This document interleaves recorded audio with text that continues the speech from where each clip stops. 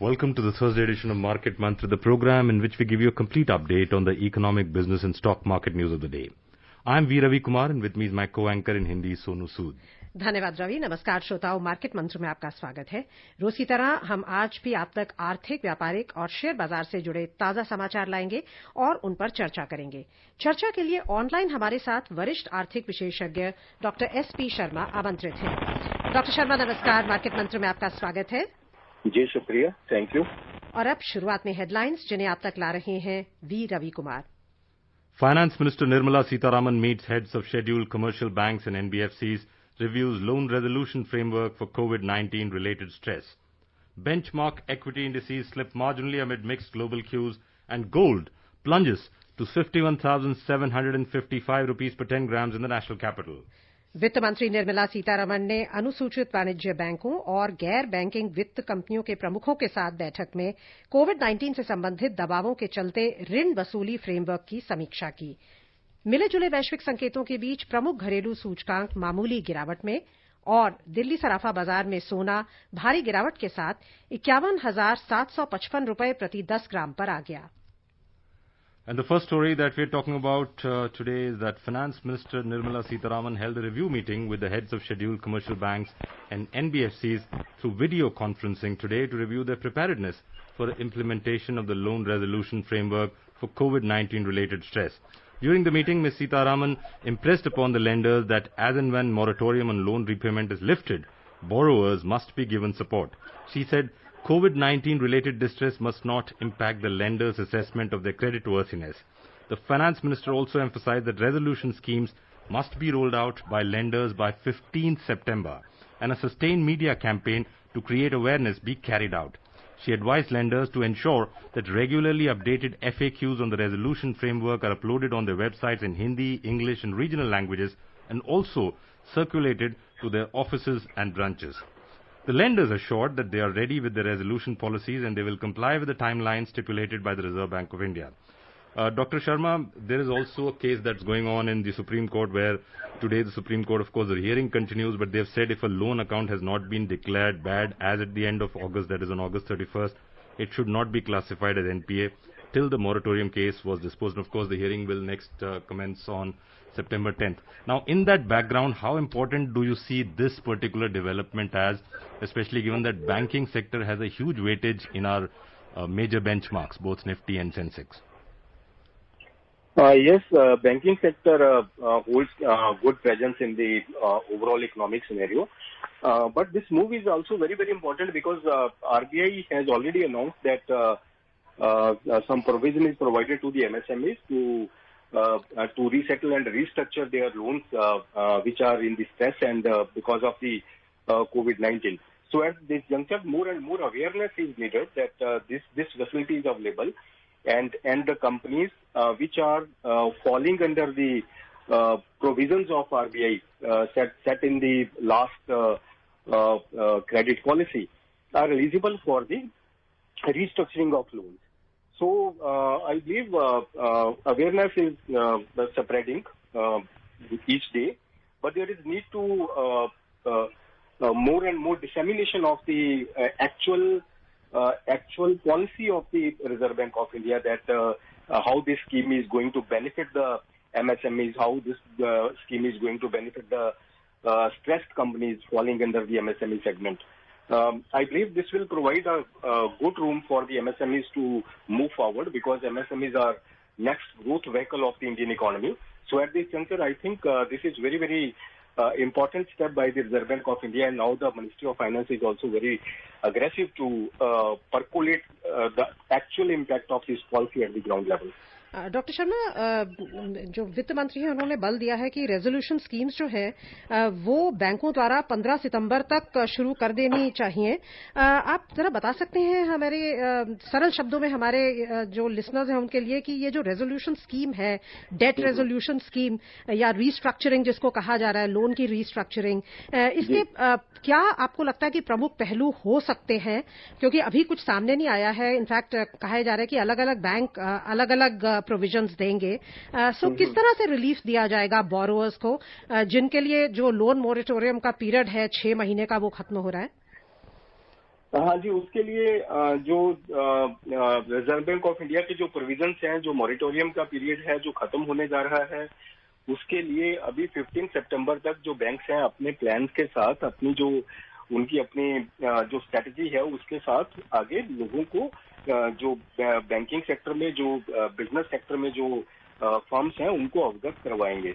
लेकिन इसके बारे में जो बैंक्स का अपना अपना कोई ऐसा डिसीजन नहीं हो सकता। जो रिजर्व बैंक ऑफ इंडिया की पॉलिसी है उसके तहत ही उनको अपनी जो पॉलिसी है उसको स्ट्रेटेजाइज करना पड़ेगा। ये नहीं है कि जो रिजर्व बैंक ऑफ इंडिया ने अनाउंस किया है उससे डाइवर्ट होकर बैंक कुछ अपना रवैया अख्तियार कर सकते हैं। तो हमें ये लगता है कि जो बैंकिंग सेक्टर है वो आरबीआई के जो दिशा निर्देश हैं उनको ही फॉलो करते हुए बिजनेसेस को उसमें बेनिफिट दिलवाएगा। और जो रिस्ट्रक्चरिंग की प्लान है जो बहुत ही ज्यादा इंपॉर्टेंट है, जो रिजर्व बैंक ऑफ इंडिया ने जो रिस्ट्रक्चरिंग की एक ऑफर दी है एमएसएमई सेक्टर के लिए, तो उसके लिए already reserve bank of India ने अपने दिशा निर्देश जारी कर दिए हैं। उसके अनुसार ही बैंक जो है आगे जो बिजनेस सेक्टर है, जो एमएसएमई सेक्टर है, उसको जो भी इसके लिए एलिजिबल हैं जो कंपनीज, उनको उतना अपनी रिस्ट्रक्चरिंग करने का जो प्रावधान है वो उपलब्ध करवाएंगे। तो इसका उद्देश्य, प्रमुख उद्देश्य ये होगा कि ये जो लोन हैं ये नॉन परफॉर्मिंग एसेट्स ना बने, डिफॉल्ट मोड में ना जाएं। हाँ जी, यहाँ पे ये बहुत समझना बहुत जरूरी है, क्योंकि जो कोविड की वजह से कंपनी स्ट्रेस में आई है, ये खासकर उन कंपनीज को ही बेनिफिट होगा। क्योंकि रिजर्व बैंक ऑफ इंडिया ने अपनी जो पॉलिसी है उसमें निर्देश दिए हैं जो कंपनीज पहले तो 1 जनवरी 2020 तक का किया गया था कि जब तक उनके उनके जो फाइनेंशियल्स हैं वो गुड फाइनेंशियल्स हैं। लेकिन अभी जो 1 मार्च को भी ऐसी कंपनी जो तब तक बहुत अच्छी थी, बाद में कोविड की वजह से जिनके ऊपर स्ट्रेस हुआ, तो वो कंपनीज अपने जो लोन्स हैं उनको रिस्ट्रक्चर कर सकती हैं। तो ये एक प्रोविजन है कि कोविड की वजह से जो बिजनेसेस में जो इम्पैक्ट आया है उसको रिस्ट्रक्चर करने की एक ऑफर दी गई है कि वो अपना लोन रिस्ट्रक्चर करके उसको वापस अपने तरीके से जो भी बैंकों के जो आरबीआई का जो दिशा निर्देश है उनके अनुसार उसका आगे एक स्ट्रेटेजाइज कर सकते हैं कि जो कोविड की वजह से स्ट्रेस क्रिएट हुई है वो एक अच्छे से उसको एड्रेस कर पाए। Dr. Sharma, RBI had initially given this moratorium on March 27th for a period of 3 months, and then they extended it on May 23rd by another 3 months. So it's effectively been operational for 6 months now. And in the court, in the recent Supreme Court hearing, the RBI and the centre has submitted to the court that maximum in such extenuating circumstances, such extensions is possible for a period of 2 years. Now the entire dichotomy is that there are the banks on one hand, which has a heavy weightage in the indices, and the banking sector is of course very important for the economy. On the other hand, banks lend to MSMEs, as you mentioned, and they are also a bulwark of the economy. Now if the extension happens, it will help the MSMEs, and if the extension happens, it will not help the banks. So on balance, where do you think the government or the courts would weigh in? Very good question, because now the businesses are not that much capable to move forward, because COVID has impacted significantly all the financials and the other business dynamics of the MSMEs particularly. So at this juncture, I believe there must be extension in the moratorium period, at least to the level of 31st of December 2020, because I think there is no problem for the banking sector. Banking sector is full of liquidity at this juncture because of various reductions by the Reserve Bank of India in the policy repo rate. And second, there is lesser demand in the economy and the loans are not happening, personal loans are not happening, and the home loans are not happening, vehicle loans are not happening. So banks are full with liquidity. So at this center, I think there should not be any problem for the banking sector to extend this moratorium to the level of 31st of December 2020. And that should be, because companies are, particularly the MSMEs, are not able to meet up their EMIs and other interest payments because of the severe slowdown in the economy. You can observe from the numbers, GDP has decelerated significantly, like anything, 23.9%, which is around 24%, which is historically low. So at this juncture, the companies are impacted, particularly the small businesses are impacted.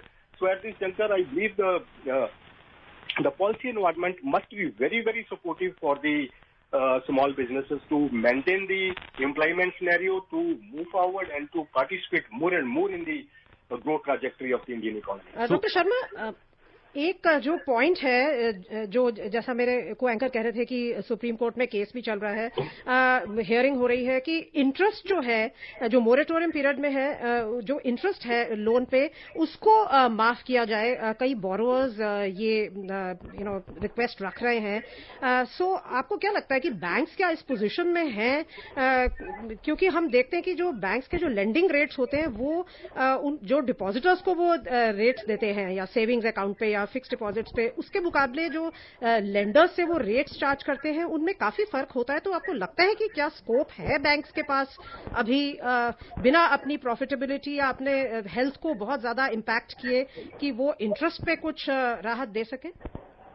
देखिए, उसमें जो policy है, जो industry की जो demand है वो ये है कि जो इंटरेस्ट पेमेंट्स हैं लोन्स के ऊपर, उनको आगे टर्म लोन में कन्वर्ट कर दें. जो इंटरेस्ट है वो आगे टर्म लोन में कन्वर्ट हो जाए.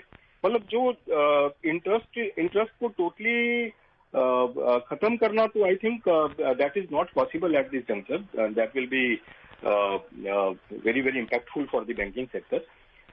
लेकिन उसके लिए सरकार उसको किस तरीके से कंपनसेट कर सकती है? अगर सरकार उस चीज को, जो इंटरेस्ट पेमेंट्स हैं जो बिजनेसेस की, खासकर उसमें कुछ ऐसे सेक्टर्स लिए जा सकते हैं जो बहुत ही वल्नरेबल सेक्टर्स हैं, जिनके ऊपर बहुत इम्पैक्ट हुआ है. तो उनके लिए जो उनके ऑपरेशनल चार्जेस हैं, जो उनके रनिंग कॉस्ट हैं, जहां पे बिजनेस तो अभी नहीं हो रहा है लेकिन उनको कॉस्ट पड़ रही है, और उस कॉस्ट के ऊपर जो उनके लोन्स हैं उनको इंटरेस्ट देना पड़ रहा है, तो ऐसे इंटरेस्ट को माफ किया जा सकता है. मतलब सरकार उसको, बैंकिंग सेक्टर उसको इस तरीके से उन सेक्टर्स को फैसिलिटेट करने के लिए वो इंटरेस्ट पेमेंट्स को माफ कर सकता है. ऐसा एक रिप्रेजेंटेशन, एक ऐसी रिक्वेस्ट की गई है सरकार को. लेकिन उसके ऊपर कितना असर होता है वो आने वाले टाइम में देखना पड़ेगा. लेकिन ये बहुत जरूरी है कि जो वल्नरेबल सेक्टर है एटलीस्ट उनके लिए तो किया जाए. अगर अक्रॉस द बोर्ड हम सभी सेक्टर्स के लिए नहीं कर सकते, तो कुछ सेक्टर ऐसे हैं जो बहुत ही इम्पैक्ट हुए हैं, जैसे कि टूरिज्म सेक्टर है, हॉस्पिटैलिटी, और ये जो hotel and other restaurants and ये सब चीजें बहुत ज्यादा सीवियरली इम्पैक्टेड है, क्योंकि इनका अभी पिछले 4-5 महीने में कुछ भी काम ही नहीं हुआ है. तो इनके जो ऑपरेशनल चार्जेस हैं तो वैसे के वैसे ही हैं, उनमें कुछ कटौती नहीं हुई है.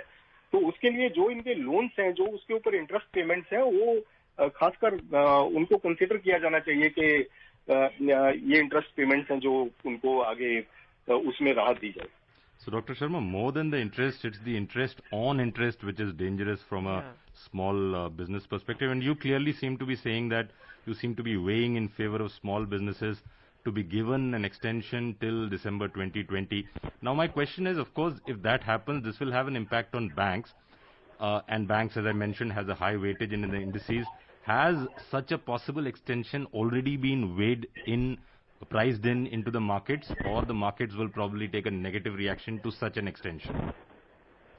I don't see any negative impact in the markets, because if such things are done for the businesses, and end of the day, this is for the facilitation of businesses, and business will grow up, and their price cost margins will also increase. That is for the healthy promotion of the businesses. So I think the markets will take it positively. But of course, banking sector will feel some pinch, because of this impact of extension in the moratorium. But they are still full of money. They are still full of liquidity. I think there should not be any major impact or the worsening impact on the banking sector. They can cope up with this situation to facilitate the businesses, particularly to the small businesses. चर्चा जारी रखेंगे. पहले घरेलू share बाजारों पर एक नजर डाल लेते हैं. उतार चढ़ाव भरे कारोबार में प्रमुख बाजार सूचकांक आज गिरावट के साथ बंद हुए. ये गिरावट प्रमुख रूप से बैंकिंग क्षेत्र में मंदी के कारण आई. संपूर्ण आर्थिक स्थिति में कमजोरी और वैश्विक संकेत मिले जुले रहने का दबाव निवेशकों की धारणा पर पड़ा. बंबई शेयर बाजार का सेंसेक्स 0.24% की मंदी से 95 अंक कम होकर 38,991 पर बंद हुआ. नेशनल स्टॉक एक्सचेंज का निफ्टी 0.07% की गिरावट से 8 अंक कम होकर 11,527 पर बंद हुआ. विस्तारित बाजार की बात करें तो यहां प्रदर्शन सेंसेक्स से बेहतर था और तेजी दर्ज हुई। बीएसई मिड कैप सूचकांक 0.4% बढ़कर बंद हुआ और स्मॉल कैप सूचकांक में 0.74% की वृद्धि दर्ज हुई। Benchmark equity indices today closed lower in volatile trade, dragged by losses mainly in banking counters. Domestic indices fell marginally as overall weak macroeconomic scenario amid mixed global cues weighed on investor sentiment. The BSE Sensex ended 95 points or 0.24% lower at 38,991. The NSE Nifty also closed 8 points or 0.07% down at 11,527. On the Sensex chart, ICICI Bank was the top loser, shedding around 2%, followed by Bharti Airtel, Axis Bank, Kotak Bank and Power Grid.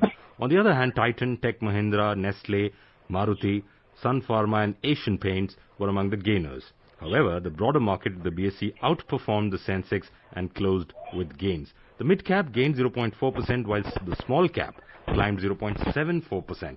Sectorally, BSE Bankex, Finance, Metal, Energy, Realty and Utilities indices fell by up to 1.5%, while consumer durables, IT, tech, capital goods, industrials and auto indices rose by up to 3.4%. The latest IHS Market Services Purchasing Managers Index PMI contracted for the 6th successive month in August. The seasonally adjusted Indian Services Business Activity Index rose sharply from 34.2 in July to 41.8 in August. It's the highest since March, the level before the escalation of the pandemic, as the downturn in the services sector activity eased in August after the gradual unlock process. Dr. Sharma, we saw the GDP figures coming in which had some good news, I might say, from the agriculture sector, but for the other sectors, they were all down majorly. This news that's coming in that the services business activity index has risen sharply, is it to be expected with the unlock happening, or do you see some good news embedded here? Yes. As you mentioned, the agriculture sector, forestry and fishing is performing well. In the last quarter, the GDP numbers are at 3.4%. The sector grew by 3.4% as compared with the corresponding period of last year. But the deceleration happened majorly in the mining sector. Mining was minus 23% and manufacturing minus 39%. Then construction minus 50%. So these were the sectors which were impacted by daunting impact of COVID-19 majorly. But in the services sector, the deceleration was highest in the trade, hotels and transport, corporate communication and other services. That was minus 47%. But in the real estate, financial and professional services, the deceleration was only 5% and public administration and defense and other services minus 10% only. So going forward, I believe because services sector in the starting months, like in the April and May, was severely impacted because total halt of the services activity was observed during that particular period.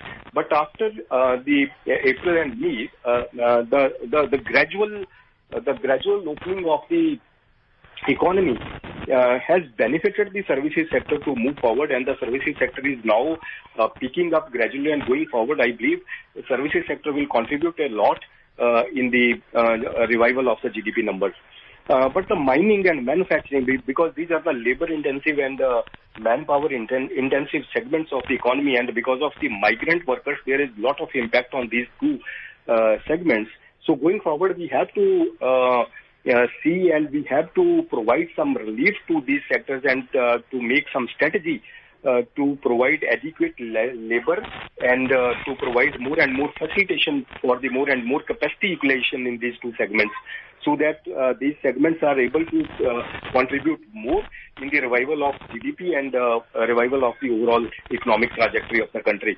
But services sector, I believe, will come in its full swing in the next 2-3 months, because now the government is going to open the other rail services also, and there is already announcement for the opening up of metro rail in Delhi. And gradually, I believe all the services activity will be resumed in the next 2-3 months, and services sector will be in the full swing to support the economy going forward. Doctor Sharma, अगर हम overall economy की बात करें तो auto sector से काफी अच्छी खबरें हैं. पैसेंजर कार्स अगस्त में 20% इंक्रीज हुआ, टू व्हीलर्स की डिमांड बढ़ी है, ट्रैक्टर्स की डिमांड बढ़ी है और इनफैक्ट लेटेस्ट रिपोर्ट्स हैं कि कंज्यूमर इलेक्ट्रॉनिक्स एंड अप्लायंसेज अगस्त में जो उनकी सेल्स हैं उसमें 25 से 40% की वृद्धि हुई है ईयर ऑन ईयर. सो आपको लगता है कि इंडिकेशंस जो है इंप्रूवमेंट की वो अब दिखनी शुरू हो गई हैं Q1 के जीडीपी फिगर्स के बाद? और क्या लगता है आपको, जो आप सपोर्ट की बात कर रहे हैं, गवर्नमेंट स्टिमुलस जो सब लोग एक्सपेक्ट कर रहे हैं, उसके आपको क्या लगता है क्या प्रमुख पहलू होने चाहिए? जी बिल्कुल सोनू जी, आपने बहुत अच्छा क्वेश्चन किया कि जो इसमें कंज्यूमर सेगमेंट्स में जो डिमांड अभी उभर के सामने आई है वो बहुत ही महत्वपूर्ण है और बहुत ही सपोर्टिव है. और लोगों के में जो एक खरीदारी का माहौल बना है, खासकर जो कंज्यूमर ड्यूरेबल्स में, व्हीकल्स में, वो एक बहुत ही एक पॉजिटिव ट्राजेक्टरी की तरफ लेके जाते हैं. लेकिन इसके साथ हमें ये देखना होगा कि मैन्युफैक्चरिंग सेक्टर में जो मैन्युफैक्चरिंग प्रोसेस है वो कितनी इंटैक्ट है, उसमें कितना कैपेसिटी यूटिलाइजेशन हो रहा है, उसमें कितने जो वर्क फोर्स है वो वापस रिज्यूम कर गई है. वो थोड़ा सा पार्ट अभी बहुत वीक है क्योंकि माइग्रेंट वर्कर्स की वजह से अभी जो कैपेसिटी यूटिलाइजेशन है वो अपने फुल स्विंग पे नहीं आया है. अभी भी हमारे बहुत सारे एस्टिमेट्स और बहुत सारे इंटरेक्शंस जो हैं इंडस्ट्री के साथ, जो मैन्युफैक्चरर्स हैं उनके साथ, उनसे ये इंडिकेशन मिलती है कि जो कैपेसिटी यूटिलाइजेशन है that is somewhere between 60 to 65%. And in the normal course of action, in the normal days before the COVID, it was at around 75-80% capacity utilization in the manufacturing sector on an average. But now this is still significantly lower than the pre-COVID era. So going forward, I believe if the migrant workers and the other workers are resuming their work activity in the manufacturing sector and there is overall opening up of the economy and there are no state-specific lockdowns, I believe that manufacturing sector will also contribute significantly and provide employment opportunities for the growing young population also. So going forward, we have to see the activity in the manufacturing sector and the number of COVID cases in the states. If the states are providing the state-specific lockdowns and then there is some impact on the economic activity and manufacturing sector will remain impacted because manufacturing sector is spread across the states and there are state-specific manufacturing processes. So if state is announcing the lockdown in some segments, that impacts the overall economic scenario in the peripheries also. So going forward, we have to see the activity in the manufacturing sector, how the sector is going to contribute in the growth trajectory. But yes, there is demand and demand is coming in the major segments, in the rural segments, particularly in the consumer durables in the private vehicles segment. Dr. Sharma, we were speaking to our stock markets expert yesterday and he was saying that the markets are currently actually pricing in 2022 FY earnings numbers. Now, so if that is the case, what are of course there are many headwinds which could probably impact the markets, but apart from that, assuming that they're already looking at 2022 FY numbers in terms of earnings, what are the additional positive things which could give a kicker to the market from their present levels, almost 40,000? I think this is true that markets are always forward-looking and there are good growth numbers, projections of the growth numbers for the next financial year, that the economy will grow more than 6% in the next financial year. So on that note, the markets are taking it positively and moving forward to the overall optimistic scenario. But at this juncture, I believe the trigger will be from the monetary policy side. If the RBI reduces the repo rate to the level of 3.5 from the current level of 4%, that will be a great trigger for the... You think that's a possibility given the high inflation at the current moment? Yes. I am coming on that also. But the headwinds are that inflation numbers are growing up, and because of the supply disruptions during the last 2-3 months, so there is some price pressure. So I think that will not happen, that the Reserve Bank reduces the repo rate significantly.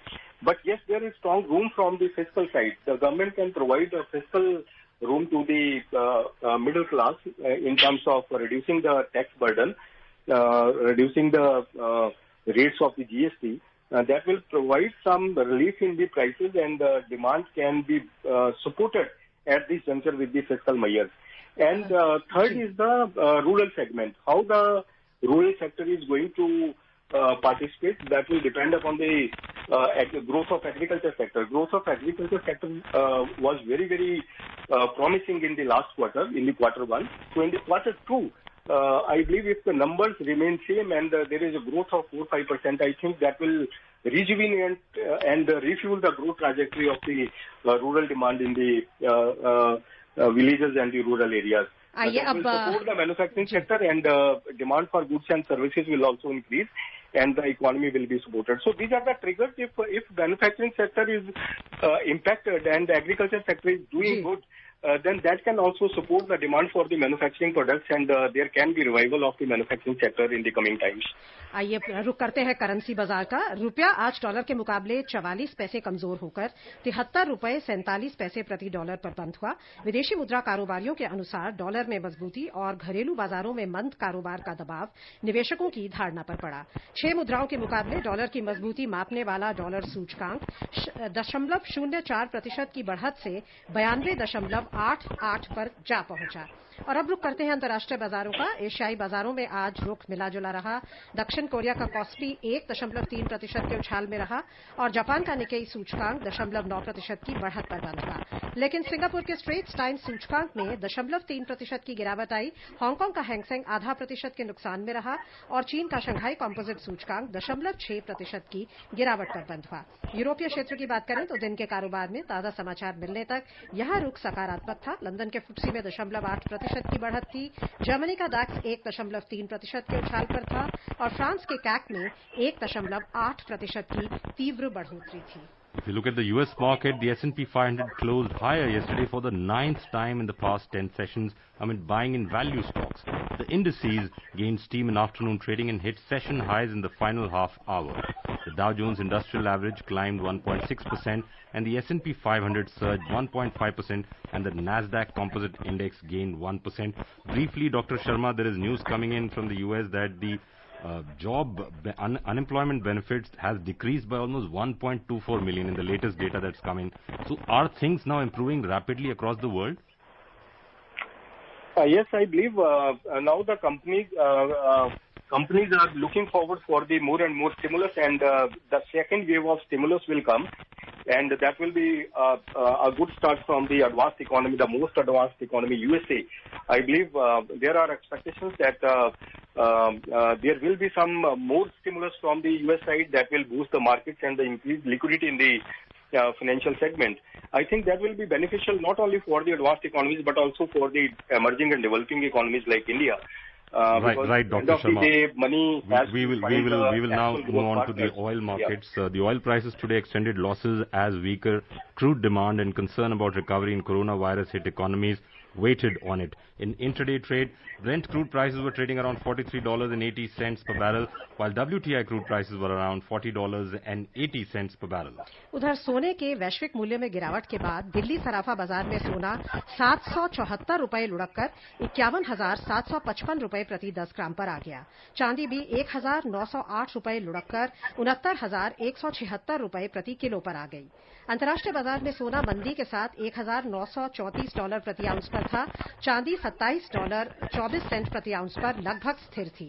विशेषज्ञों के अनुसार प्रमुख मुद्राओं के मुकाबले dollar में मजबूत सुधार के बल पर सोने के मूल्य में गिरावट का रुख जारी रहा। आपके पास 15 सेकंड है, वहां पे बताएंगे कि क्या आपको लगता है कि सोने में जो रैली है वो अब खत्म हो गई है या आगे भी तेजी देखते हैं आप लोग? नहीं, ऐसा बिल्कुल नहीं है सोनू जी। सोने में रैली खत्म नहीं हुई है। This is majorly because of the profit booking and strengthening of the dollar. तो आने वाले टाइम में अगर यूएस और स्टिमुलस देता है तो डॉलर में वीकनेस बनी रहेगी, तो सोने में तेजी के बहुत अच्छे आसार हैं। समय समाप्त हो रहा है तो इंडियन समय समाप्त हो रहा है तो आई एम अफ्रेड हमें चर्चा को Thank you, Dr. Sharma, for joining us on Market Mantra. Before we close, a reminder of the headlines. Finance Minister Nirmala Sitharaman meets heads of scheduled commercial banks and NBFCs, reviews loan resolution framework for COVID-19 related stress, benchmark equity indices slip marginally amid mixed global cues, and gold plunges to 51,755 rupees per 10 grams in the national capital. That's all we have in Market Mantra. Namaskar.